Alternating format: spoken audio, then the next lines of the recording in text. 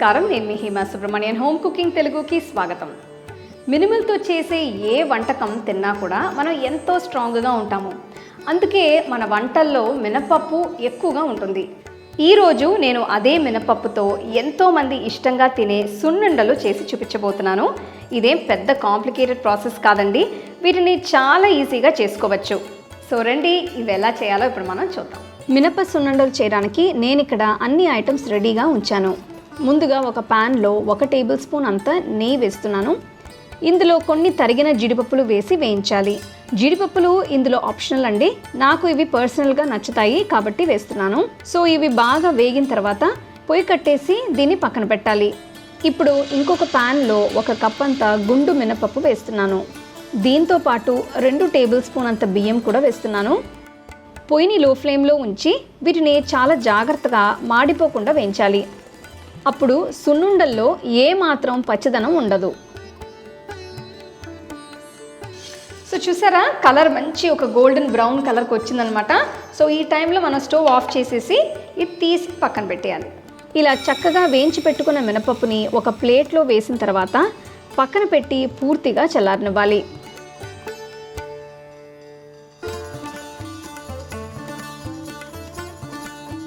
చల్లారిన మినపప్పుని బియ్యాన్ని ఇప్పుడు నేను ఒక మిక్సర్ జార్లో వేస్తున్నాను. ఇదంతా కాస్త బరక్క అయ్యేట్టు రుబ్బాలి.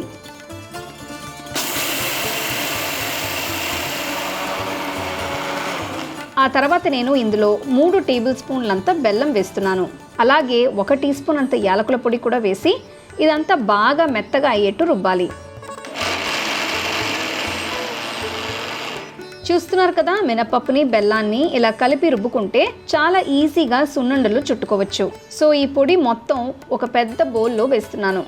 ఇందులో నేను ఆల్రెడీ వేయించి పెట్టుకున్న జీడిపప్పులు వేస్తున్నాను. దీంతో పాటు నేను 2 టేబుల్ స్పూన్లంతా నెయ్యి ఇందులో వేస్తున్నాను. మీకు కావాలంటే నెయ్యి కరిగించి వేడిగా కూడా వేసుకోవచ్చు, లేదంటే ఇలా అయినా పర్వాలేదు. సో ఇదంతా బాగా మిక్స్ చేస్తూ ఉంటే మీకు ఇంకా నెయ్యి వేయాలా వద్దా అనేది చాలా ఈజీగా తెలిసిపోతుంది. ఇది కరెక్ట్ కన్సిస్టెన్సీలో ఉంది కాబట్టి నేను అరచేతితో కొద్దిగా నెయ్యి రాస్తున్నాను. మినప్పిండి చాలా గట్టిగా చేతిలోకి అంటుకుపోతుంది కాబట్టి ఇలా చేస్తే మీకు ఉండలు చుట్టడం ఈజీ అవుతుంది. సో కొద్ది కొద్దిగా ఈ మిశ్రమాన్ని తీసుకుని మీకు నచ్చిన సైజులో లడ్డూల్లాగా తయారు చేయాలి.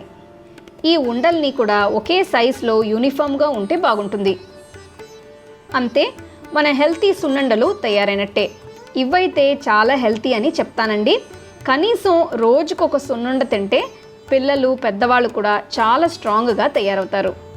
దీనిలో మీకు కావాలంటే సగం క్వాంటిటీ మామూలు మినపప్పుకి బదులు పొట్టు మినపప్పు వేసుకోవచ్చు. సో అది కంప్లీట్గా మీ ఇష్టం. ఇవి కాస్త రూమ్ టెంపరేచర్లోకి వచ్చిన తర్వాత ఏదైనా ఎయిర్ టైట్ డబ్బాలో వేసి ఉంచుకుంటే ఈజీగా 4-5 రోజుల వరకు చాలా ఫ్రెష్గా ఉంటాయి.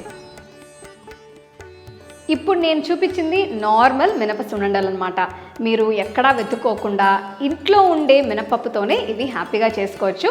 ఇవి చేసిన వెంటనే మంచి ఒక ఎయిర్ టైట్ డబ్బాలో వేసి పెట్టుకుంటే ఒక 4-5 డేస్ వరకు బాగా ఫ్రెష్గా ఉంటాయి. సో తప్పకుండా మీరు ఈ రెసిపీని ట్రై చేసి ఎలా ఉందో నాకు చెప్పండి.